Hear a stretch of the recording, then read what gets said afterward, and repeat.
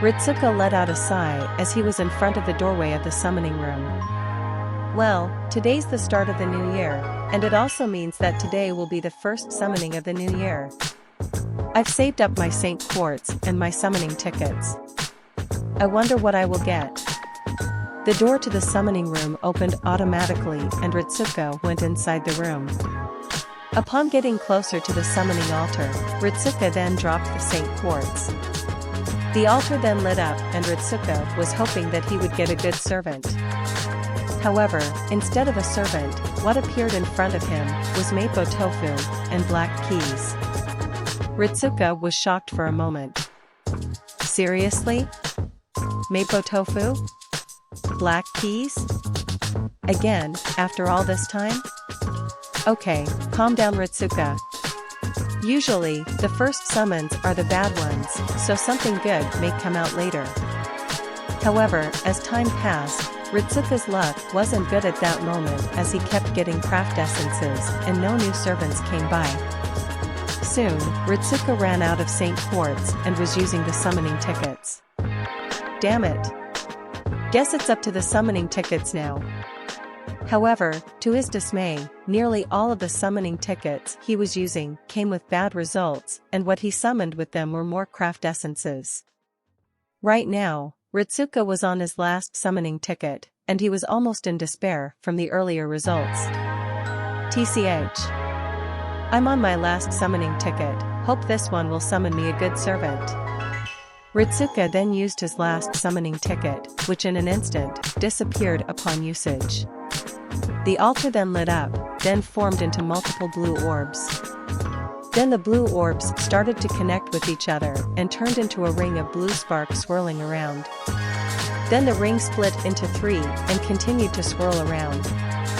As the light faded, it revealed a gold card showing a robed old man wearing a hood with a long beard holding a staff while carrying a book at the same time. The card then disappeared and in its place revealed a teen. The teen looks slender, but hardy at the same time, has dark red eyes, and brown hair. His clothing consists of a black waistcoat, white shirt, black slacks, and a pair of half boots. He was also carrying a sword on his waist. Servant, my name is Sieg. Sorry to disappoint you, but I'm just an ordinary homunculus. I may not be particularly powerful, but the noble phantasm that's been registered to me might be useful in battle. Use me as you see fit. Ritsuko was silent for a moment before saying something. Why yeah. Nice to meet you Sieg. Not to be rude or anything, but what class servant are you? I'm not sure. Sieg replied. I see, what skills do you have? Sieg was confused for a moment. Skills? What do you mean by that? Well, I mean something like magecraft or swordsmanship or marksmanship. Oh. I can swing a sword if that's what you were talking about. I see. Anything else special? Well, I've obtained the heart of Siegfried and made it my own. Ritsuko was shocked for a moment upon hearing Sieg's words. Eh? Can you repeat that again? Why yeah. I've obtained the heart of Siegfried and made it my own. Sieg repeated. Ritsuko was silent for a moment while many thoughts came into his head. He actually obtained the heart of Siegfried, the dragon slayer, and made it his own? But how though? Wait a minute, Siegfried mentioned earlier that there was a wish he managed to achieve on his own, so lending him his heart may be that wish. Still though, lending Sieg his heart, that's unheard of. Master, are you alright? Sieg said, snapping Ritsuko out of his thoughts. Oh, yeah, Ritsuko replied. Anyways, welcome to Chaldea Sieg. Chaldea? What is that? Sieg asked. An organization that protects humanity. An organization that protects humanity. You mean like the Mages Association? Why yeah. Something like that. I see. Does it involve a Magus family? For example, the Ig Millennia clan. Well, yeah. The founder of Chaldea is Marisberry Animusphere, the head of the Animusphere family. I see. Is there anything else that I should know about? Well, this may come as a shock for you, but right now, we're in Antarctica, Ritsuka said. Sieg was confused. Antarctica? What is that place? Well, I'll put it this way. It's a really, really, really cold place. I see. Anyways, I hope we get along, Master. Ritsuka smiled. I hope so too. It was then that the door to the summoning room suddenly opened on its own, revealing the person who triggered the automatic doors. And that person was Shirou, who was carrying a large stack of papers in his hands. Hey there, Master. Hey there, Shirou. What's with the giant stack of papers that are in your hands right now? Oh, this? All of these papers are reports from the Mages Association that you need to fill out later, Shirou said as he let them down. Ritsuka mentally groaned at the stack of papers Shirou let down. Really? That entire stack of papers are something that I need to fill out later? Just how much papers I need to fill out every day? This is like high school all over again. Wait, it's even worse. Shirou and Sieg noticed the agonizing face that was on Ritsuka's face and asked in unison, "Are you right, Master?" "HM? Ah, it's nothing," Ritsuka replied. "I see. Anyways, Master, who is this person over there?" Shirou asked as his attention was turned to Sieg. "Oh, him? That person over there is a new servant named Sieg, who is a homunculus who apparently inherited Siegfried's heart, literally." Shirou was shocked at that moment. Wow. I did not expect that. A homunculus that inherited Siegfried's heart? That's something unheard of. Master, who is this person over there?" Sieg asked as he looked at Shirou. "HM? Oh, this is Emiya Shirou, a servant of Chaldea that was here before." "I see." Sieg then raised his hand. "Nice to meet you, Shirou." "Why, yeah. Nice to meet you too, Sieg," Shirou replied as he shook his hand. "Well, looks like these two may get along with each other," Ritsuka thought as he looked at Shirou and Sieg greeting each other. Then an idea came into his head. "Hey Shirou, do you mind giving Sieg a tour of Chaldea for today?" "HM? Sure, I don't mind." "Great." "Sieg? Well, I don't mind as well. Plus, if I'm going to be living here for now on, I might as well get a good look at the place." Shirou let out a smile. "Well then, shall we move on?" "Yeah." And Shirou then left the summoning room with Sieg following him, leaving Ritsuka alone. "Well then, now that's over, I guess I have to deal with all of this now," he thought as he looked at the pile of papers and the large amount of craft essences he summoned. And over there is the training room, where servants go to that room to train and hone their skills. However, that room isn't limited to servants, because Master can go into that room as well, Shirou said as he pointed at the training room. "I see. And that room over there?" Sieg asked as he pointed to a nearby room. Shirou then turned to the direction to where Sieg was pointing. "Oh. That room over there is one of the recreational rooms in which servants and Master can go into that room to relax." "Wow. That sounds handy." "It is. Anyways, shall we move on?" "Yes." And Shirou and Sieg continued their tour of Chaldea.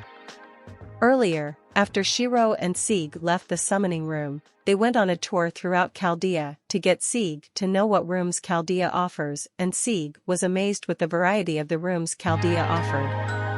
Not only that, but he was also amazed that such a high-tech building like Chaldea existed in Antarctica. As Shirou and Sieg continued walking, it was then that they came across a servant that both of them knew. Mordred Pendragon. "HM? Mother." "And the homunculus," she explained as she approached them. HM? Mordred? Shirou and Sieg said in unison, causing both of them to look at each other. You know her? Shirou asked. Yeah. She was a part of a Holy Grail war I was in. We were on opposite sides at first, before we became allies, Sieg replied. Is that so? Yeah. Mordred finally got to where Shirou and Sieg was. Hey there, homunculus. It's been a while since I last saw you. So, you're finally here in Chaldea, huh? Yeah, and I have a name too, you know. It's Sieg. Whatever. So, I take it that you met Mother already. Sieg was confused for a moment. Mother? Mordred then pointed to Shirou. Him. Sieg looked at Shirou with a confused look. You're Mordred's mother? But how? Shirou let out a sigh. It's a long story. Anyways, since when did you arrive, Sieg? Mordred asked. Today actually. Right now, Shirou is taking me on a tour today, to see what Chaldea offers, Sieg replied. I see. Anyways, I got something to do with Master now, so see you later. Mordred said as she began to walk away, before stopping shortly to whisper something into Sieg's ear. Oh, and Sieg, if you somehow manage to hurt Mother, I'll end you and send you back to the throne of heroes, got it? She whispered menacingly. Sieg nearly shivered at Mordred's words. Why yeah. Mordred let out a smile, knowing that her message was received. Great. See you then, Mother. Sieg. And Mordred left, leaving Shirou and Sieg alone. Sieg was surprised with what just happened. Wow. I've never seen Mordred like this before. Sieg, are you alright? Shirou asked, snapping Sieg out of his thoughts. HM? Oh, yeah. I'm just surprised with Mordred's behavior. She never acted like this when I first met her. I see. Anyways, shall we move on? Yeah. Shirou and Sieg then continued the tour of Chaldea. As they did, they were met with another familiar face. Astolfo, one of the 12 paladins of Charlemagne. Sieg? Is that you? Astolfo exclaimed excitedly, hoping that the reunion wasn't a dream. Sieg let out a smile. Yeah. It's me, Ryder. In an instant, Astolfo jumped at him and gave him a hug, tackling him to the ground in the process. Oh Sieg. It's been a while since I last saw you. How are you? He exclaimed happily. Sieg let out a chuckle. I'm fine, Ryder. Although, can you get off me for a moment? Oops. Hey, guess I got a bit too excited for a moment. Astolfo then got off from Sieg, which allowed him to get up from the ground. Anyways, how are you? I'm fine. How are you?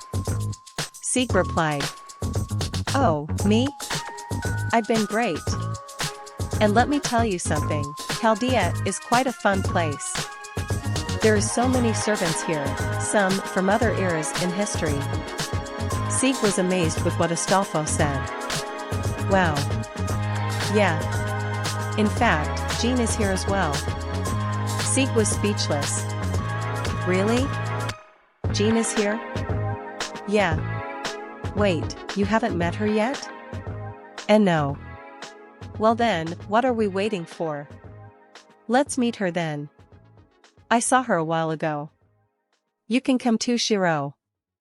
Astolfo then grabbed one of Sieg's arms and dragged him to where Jean was.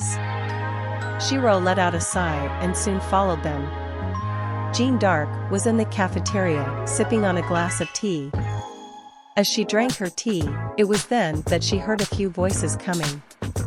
She turned around to see Astolfo at the entrance with a smile on his face. Hey Jean. I have a surprise for you. Astolfo said excitedly.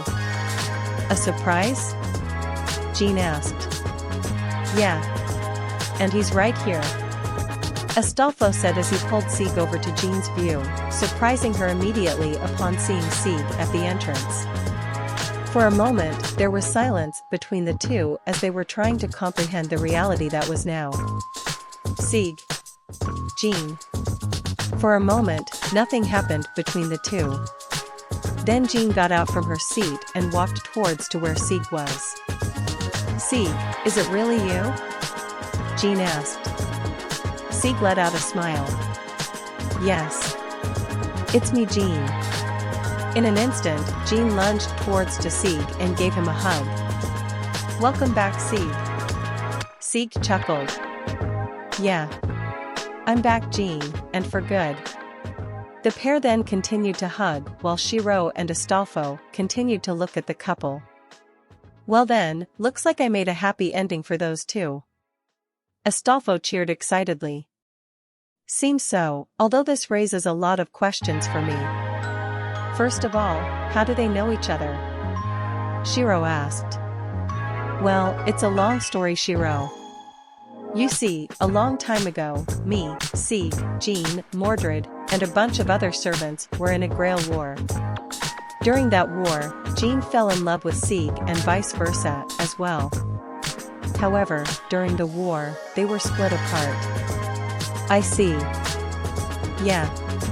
In fact, I forgot to mention this earlier, but Sieg became my master during the war.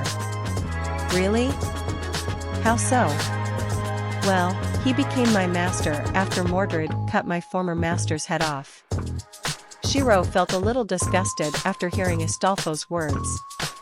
Geez, that's a bit gruesome. You can say that again. As Shirou and Astolfo continued looking at the couple, it was then that a familiar voice came in. Oh my, this is quite the view.